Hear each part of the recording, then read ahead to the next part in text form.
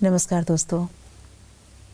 जीवन में हम कई रिश्तों के साथ जीते हैं। हमारा एक रिश्ता और जो बहुत महत्वपूर्ण है वो रिश्ता भगवान के साथ। अभी तक हमने जाना कि भगवान के साथ हमारा रिश्ता भगवान और याचक का है। हम हमेशा भगवान से याचना करते हैं, या तो हम उनसे कुछ मांग रहे होते हैं, या हम उनसे माफ़ी मांग रहे होते हैं, या हम हमेशा अपने दर्द उन्हें सुना रहे होते हैं। तो जिसको हम अपने दर्द सुनाएं, जिससे हम कुछ मांगें, यकीनन हमारा उनके साथ कोई तो रिश्ता है।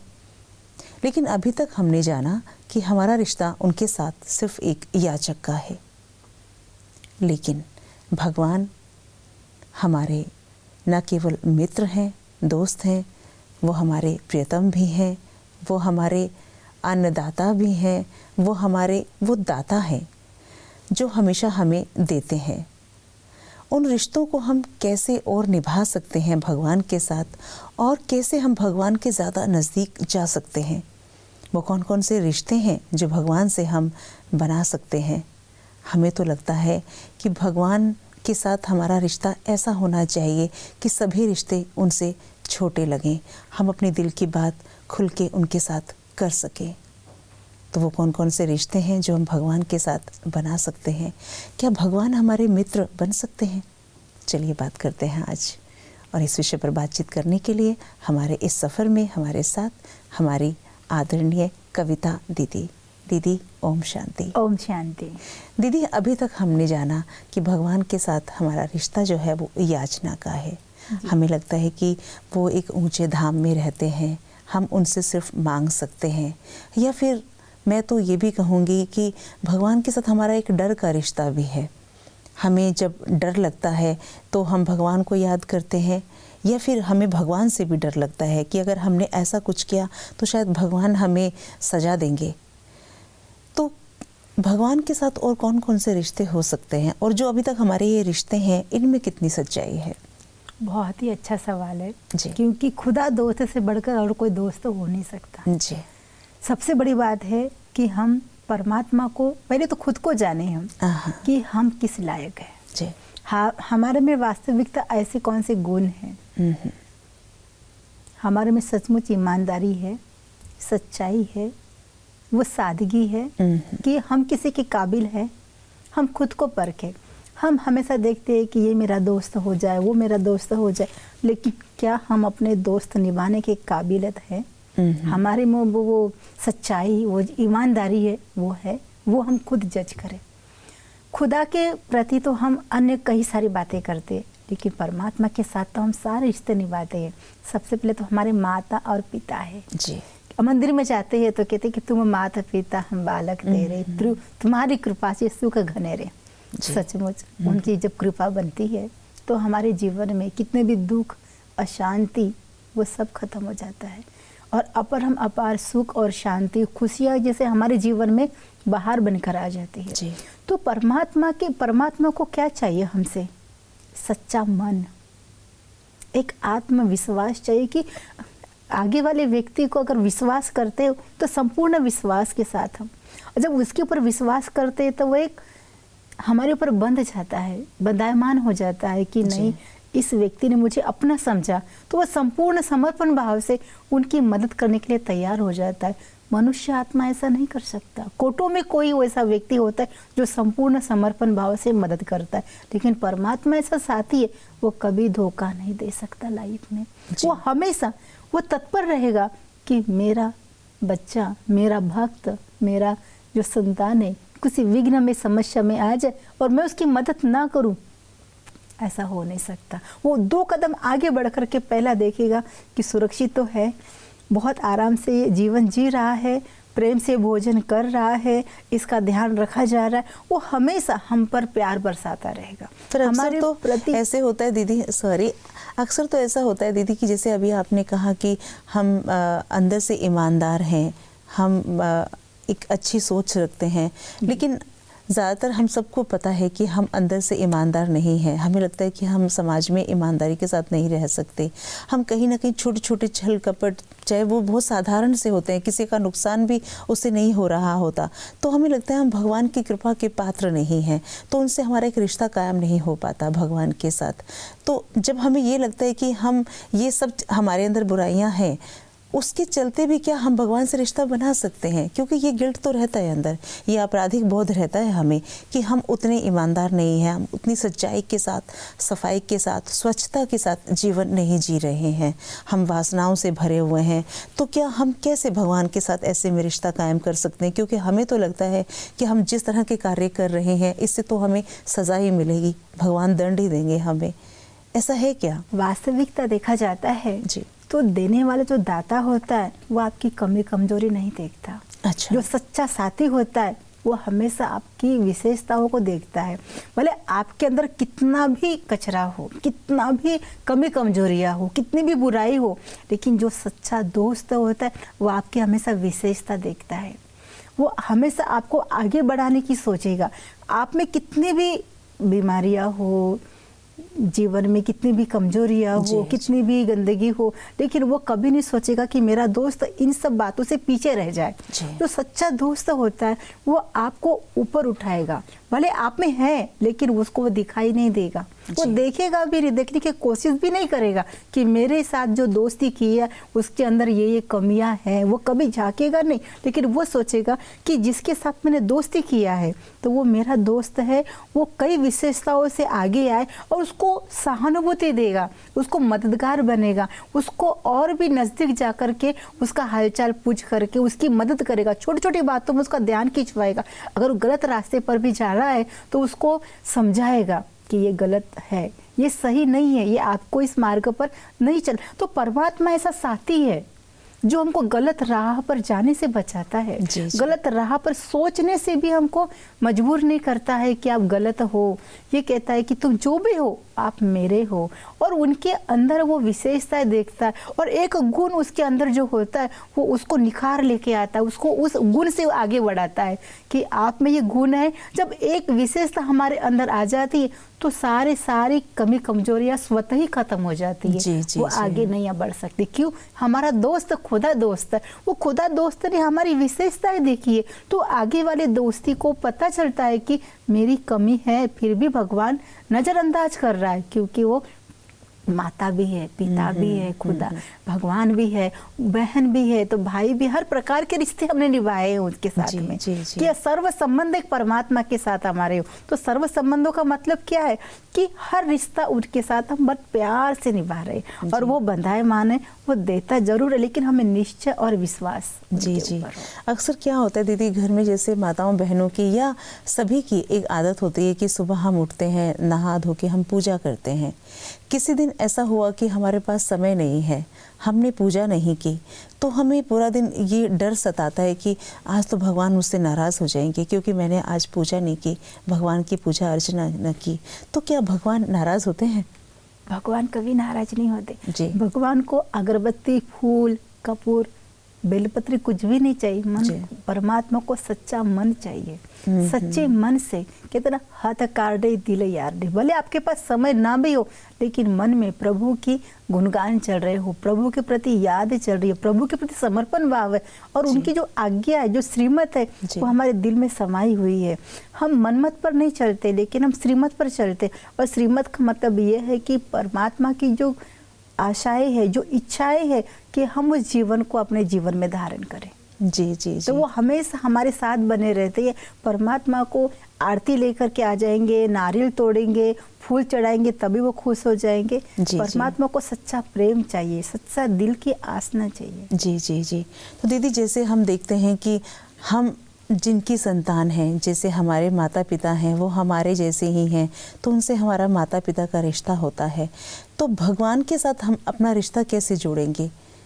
जैसे कि हमारे माता पिता देखने में शारीरिक रूप से हमारे जैसे हैं, तो भगवान जैसे परमात्मा है, तो उनके साथ हम अपना रिश्ता कैसे कायम करेंगे? आज हम लौकिक दुनिया में, हम दुनिया में जिस दुनिया, संसारी दुनिया में हम जी रहे हैं, जी, जी। तो हमारे माता पिता होते हुए भी हमको दुख होता है, समस्याएं आती है, कोई न कोई विघ्न आती है, बीमारी आती है, तो हम किसके पास जाते हैं? हम परमात्मा के पास जाते हैं और उनके आगे हाथ खड़े होकर के कहते, दौड़ करके कि आप ही हमारी माता हो, आप ही हमारे पिता हो और हमें ही इस दुखों से मुक्त आप ही दिला सकते हो। तो परमात्मा के सच्चा आत्मिक नाते से, क्योंकि वो परमात्मा है, परे ते परे ऊंचे धाम में रहने वाला, इसके लिए उसको परमात्मा कहा जाता है। वो परमधाम निवासी और हम उनकी अंश आत्मा है। तो हम आत्मिक भाव की स्थिति में स्थित रहते हैं, तो हम समझते हैं कि मैं उनकी संतान हूँ और वो मेरे पिता है, वो मेरी माता है। तो ऑटोमेटिकली आत्मिक रूप से जब हम परमात्मा को अपने दिल में समा लेते हैं तो हमारा संबंध जुड़ जाता है और उनके आगे हम खड़े हो जाते हैं। कई बार तो हम अपने वो गलती फील करते हैं, हम नीच है, कपटी है, पापी है, दास है, सेवक है, लेकिन परमात्मा कहते आप ना दास हो ना सेवक हो, या आपके कर्मों से आप बने हो, लेकिन आप तो बहुत अच्छे इंसान हो। आप में ऐसी बुराई नहीं है जो मैं आपके साथ दोस्ती कर सकूं या आपके साथ संबंध जोड़ सकूं। आप एक आत्मा हो और मैं आपका पिता हूँ। बस इस संबंध के साथ वो अपने बच्चों के ऊपर प्यार बरसाते रहता है और शक्तियों की बौछार करते रहते हैं। जी जी जी जी। कहने का तात्पर्य कि जैसे शारीरिक रूप से हमारे माता पिता हमारे जैसे दिखते हैं या हम उनके जैसे दिखते हैं, वैसे ही हम आत्मा के जो पिता हैं वो परमात्मा है। तो इस नाते हम उनकी कृपा के उत्तराधिकारी हो जाते हैं, उनके प्यार के उत्तराधिकारी हो जाते हैं। जी। तो भगवान ने, जैसे कि भगवान के अंदर सब गुण हैं, तो क्या वो जो गुण हैं वो हम आत्माओं के पास भी वो सभी गुण हैं? जी जी। वो सागर है, वो प्रेम के सागर है, सुख के सागर है और हम जो प्रेम स्वरूप आत्माएं हैं, ज्ञान स्वरूप आत्मा है, शांति स्वरूप आत्मा है, तो वो सागर है। अब सागर के पास तो अथाह धन है, असाह प्राप्ति है, कोई कमी नहीं है, लेकिन हम उनसे कितना ले सकते, वो हमारी कैपेसिटी कितनी है जी, वो हम पर निर्भर करती है। मान लीजिए कि सागर के पास में आप एक सागर है, सागर के पास जाओ तो कोई ड्रम लेके जाता है, कोई छटाक भर लेके जाता है, कोई गिलास भर के लेके, लेकिन आप सोचो कि आपकी कैपेसिटी कितना, परमात्मा की याद से आप अपने जीवन में कितनी धारणा है, कितनी शक्ति को ग्रहण कर सकते हो जी। वो देने वाला दाता दे रहा है कि लूट सके तो लूट लो, लुटाने वाले आए हैं, लेकिन वो आपकी कैपेसिटी कितना है, क्योंकि वो परमात्मा है, वो खजानों से संपन्न है, वो भरपूर है, वो देने के लिए दाता आया हुआ है जी, अब जी। आपके ऊपर निर्भर है कि आप कितना उसमें से ग्रहण कर सकते हैं। जी जी जी। हमारे जो संस्कार हैं दीदी, अभी हमारे संस्कार तो मतलब मैं समझती हूँ कि अब दिन प्रतिदिन हम संस्कारों पे हमने काम करना छोड़ दिया है। मतलब हमारे संस्कार ऐसे हो गए, दुनिया के साथ हम मिलकर चलना चाहते हैं, तो हम चाहते हुए भी अच्छा नहीं बन के रह सकते। लेकिन जैसा कि आपने बताया कि भगवान के जो गुण हैं, जैसे भगवान शांति के सागर हैं, हम शांति स्वरूप हैं, ये सब गुण हमारे अंदर हैं, आत्मा के अंदर ये गुण हैं जैसा कि आपने बताया, लेकिन उन गुणों के साथ हम समाज में काम नहीं कर पाते हैं। तो भगवान से हम ऐसे वो शक्तियाँ कैसे लें कि ये शक्तियाँ, ये जो गुण है हमारे अंदर जागृत अवस्था में रहें? वो कौन सा रिश्ता हम भगवान के साथ बना सकते हैं? सबसे पहले तो खुद की पहचान हम समझे कि मैं आत्मा हूँ। ऐसे खुद को हम परख नहीं रहे हैं जी। हम आगे वाले को तब परख सकते खुद को। भगवान कहते खुद को पहचानो तो खुदा को पहचाने जी, जी, जी। हम खुद को पहचान नहीं पा रहे। अगर हम खुद को नहीं पहचान पाए तो आगे वाले से प्राप्ति नहीं कर सकते हैं। तो पहले खुद को जानना है। खुदा को जानने से पहले मैं कौन हूँ, मैं इस धरा पर क्यों आई हूँ और मुझे क्या करना है जी। संसार में चलने के लिए हमें ज्ञान भी चाहिए, गुण भी चाहिए, शक्तियाँ भी चाहिए, समझदारी भी चाहिए, सदाचार भी चाहिए, सभी प्रकार की जो दुनिया में मिलता भी है, लेकिन कई धोखे भी मिलते हैं। उसके विश्वास उड़ जाता है कि अगर हम किसके साथ चले और किसके साथ ना चले। इसके लिए खुद के ऊपर निश्चय बनाए रखे, खुद के ऊपर विश्वास बनाए रखे कि मेरे साथ जो भी होगा अच्छा ही होगा, और हर व्यक्ति के अंदर एक विशेषताएं देखना शुरू कर दे जी। तो हम कहीं भी जाएंगे तो ये ऐसा है, ये ऐसा है, ये अच्छा नहीं है, ये बुरा है, हम देखना, क्योंकि हमारी सोच जी, हमारी सोच के ऊपर निर्भर है।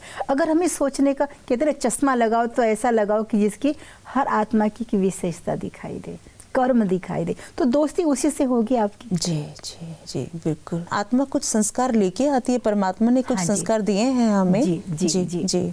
आत्मा अपने संस्कारों को लेकर आती है और जब इस दुनिया से जाती है तब में संस्कारों को लेकर के जाती है। तो ये संस्कार परमात्मा ने दिए हमें। वर्तमान में जो हम कर्म करते हैं, हम कोई कार्य कर रहे हैं या बोल रहे हैं या हम कोई कार्य में अपने आप को व्यस्त कर दिया, तो करते करते करते करते हम एक संस्कारों के अधीन हो जाते हैं। एक हमारी आदत सी बन जाती है और वो आदत ही हमारी संस्कार बन जाती है।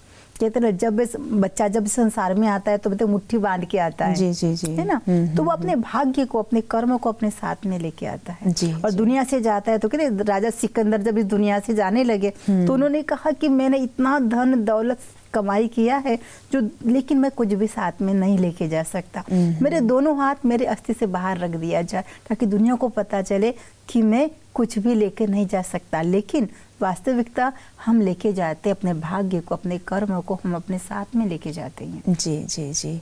अक्सर कहते हैं लोग कि जिनके पास कुछ रिश्ते नहीं होते, जैसे कुछ बहनें होती हैं उनके भाई नहीं होते, कुछ महिलाएं ऐसी होती हैं जिनके पति हैं वो समय से पहले चले जाते हैं, तो भगवान कहते हैं कि मैं सजनियों का साजन हूँ, बहनों का भाई हूँ।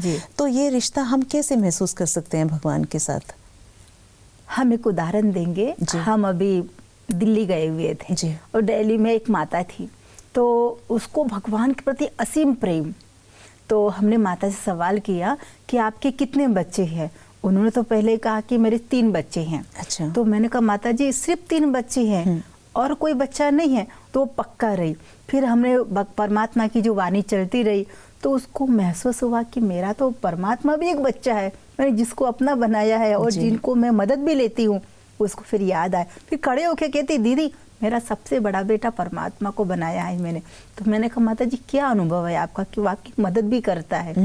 तो माता ने अनुभव सुनाया मुझे कि मेरे घर 2 है, मैंने एक मकान तो परमात्मा के कार्य में दे दिया है, एक मकान में मैं रहती हूँ, तो मैं अकेली रहती हूँ तो मुझे अकेलापन बहुत लगता है। लेकिन जब मैं बैठ जाती हूँ परमात्मा को कहती है कि आप आओ मेरी मदद करो। परमात्मा हमको एक शिक्षा देते हैं कि जब भी आप किसी परिस्थिति में हो तो दिल से याद करो कि मेरे बाबा, मेरे परमात्मा आ जाओ मेरी मदद करो, तो वो एक सेकंड में हाजिर हो जाते हैं। ये उनके आह्वान है, मदद है। उन्होंने हमको कहा हुआ है कि आप दिल से याद करो, मैं एक सेकंड में हाजिर होऊंगा। तो जैसे माता ने बहुत प्यार से कहा कि दीदी मैं एक कहानी सुनाना चाहूँगी।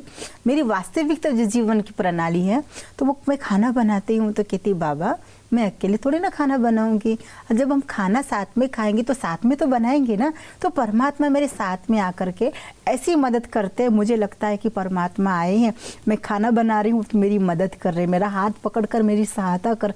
मैं खड़ी हो नहीं सकती तो लगता है कि कोई मुझे उठा रहा है। मैं कोई पानी लेने जा रही हूँ तो वो बहुत हल्का लग रहा है, लगता है कि इतना भारी तो मैं उठा नहीं सकती हूँ, लेकिन कैसे उठा लिया वो मुझे पता नहीं। तो परमात्मा मेरी मदद करते हैं। तो पूरा घर का जब काम पूरा होता है, जब भोजन पूरा बनता है, तो हम परमात्मा को याद करते, साथ में बैठकर भोजन करा, तो महसूस होता है कि परमात्मा ने आया है, भोजन स्वीकार किया। वो भोजन में इतना स्वाद आ जाता है, इतना स्वाद बढ़ जाता है। जब बर्तन साफ करने होते तो लगता है कि मैं कैसे करूँगा, लेकिन अंदर से आवाज़ आती मैं हूँ ना, मैं हूँ ना, चलो साथ में करते। तो मेरे 1 सेकंड में बर्तन साफ हो जाते, मुझे थकावट भी नहीं होती। जब मैं आश्रम पर जाने के लिए रोड पर जाती हूँ, बेटा तो मेरा है नहीं, अब मुझे कौन लेके जाएगा, तो पर अंदर से आवाज़ आती मैं हूँ ना आपके साथ, तो मैं आपको लेके जाऊँगा। तो ऑटो आती है और ऑटो वाला कहता है कि माता रानी आपको जाना है, अब भगवान के घर में आश्रम पर जाना है। तो मैं कहती हूँ वहाँ मुझे लेके जाओ। जब वहाँ से आती हूँ तो उनके लिए प्रसाद लेके आती हूँ, मैं पैसे देती हूँ तो ऑटो वाले मेरे से पैसे नहीं लेते हैं, कहते हैं कि बस आप हमारे लिए दुआ करना ताकि दिन भर हमारी कमाई अच्छी हो और हम सुख शांति से जीवन व्यतीत करें। तो कहती बेटा मैं तुम्हारे लिए प्रे करूँगी, परमात्मा के घर जाओ। पूरे दिन भर वो सेवा देती है। जब दूसरी बार ऑटो में आती तो दूसरा ऑटो अपने आप खड़ा हो जाता है, तो कहते उसको भी पैसा देती, वो पैसा नहीं लेता है, वो कहता है कि नहीं माता जी बस हमारे लिए दुआ करना। तो देखो ये है कि अकेलापन रहते हुए भी उसको अकेलेपन का अनुभव नहीं हो रहा। हर समय लगता है कि परमात्मा मेरा साथी है, मेरा बेटा बनकर मुझे साथ निभाता है, मेरे साथ कर्म करता है, मेरे साथ में कार्य में मददगार बन करके मुझे आश्रम पर रोज लेके जाता है और रोज लेके आता है। कहने का तात्पर्य कि भगवान के साथ आप जो रिश्ता कायम करेंगे, भगवान हर उस रिश्ते में आपके साथ होते हैं। बहुत सुंदर दीदी, इतनी सुंदर जानकारी के लिए दीदी आपका बहुत बहुत धन्यवाद। ओम शांति। ओम शांति। दोस्तों, आज की बातचीत से हमने जाना कि भगवान के साथ हमारा रिश्ता सिर्फ याचक का नहीं, उसके साथ हमारे हर वो रिश्ता जो हम मिस करते हैं वो रिश्ता हम भगवान के साथ बना सकते हैं। और जिस तरह से दीदी ने बताया कि आपकी मदद के समय वो हमेशा आपके साथ रहेंगे, क्योंकि कोई साथ छोड़ सकता है लेकिन भगवान हमारा साथ नहीं छोड़ सकते। जैसा कि बताया, उन्होंने हमसे वादा किया है कि मैं हमेशा आपके साथ हूँ। वो नाराज़ नहीं होते, वो पिता हैं हमारे, आत्मिक रूप से वो हमारे पिता हैं और कोई भी पिता अपने बच्चे से नाराज़ नहीं हो सकता। तो आप भगवान के साथ एक रिश्ता कायम कीजिए और सुखद अनुभूति को अनुभव कीजिए। एक नए विषय के साथ फिर आपके सामने हाजिर होंगे। तब तक के लिए दीजिए इजाज़त। नमस्कार। ओम शांति।